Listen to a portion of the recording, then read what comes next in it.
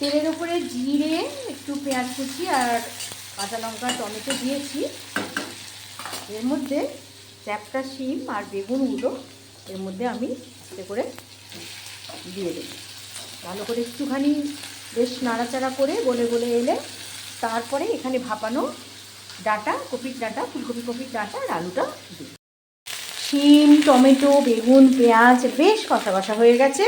এবার আমি ভাপানো এবং জল ফেলা কপির ডাঁটা আর আলুটাকে ওই মানে শিমগুলোর সঙ্গে সুন্দর করে আরেকটু নেড়ে নেবো। আর এবার একটু নুন আর হলুদটা অ্যাড করে নেব।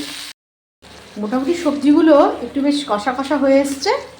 তো এর মধ্যেই আমি দিলাম অল্প করে একটু লঙ্কার গুঁড়ো দিয়ে দিলাম, একটু ধনে গুঁড়ো এর মধ্যে দিলাম। কোনো সর্ষে ফর্ষে কিচ্ছু দেবো না। তো এর মধ্যে একটু কড়াইশুঁটি থাকলে ভালো হতো, কিন্তু কড়াইশুঁটিটা আমার শেষ হয়ে গেছে। তো এইভাবে ভালো করে আরেকটু কষবো যাতে জিনিসটা বেশ সুন্দর করে মজে আসে।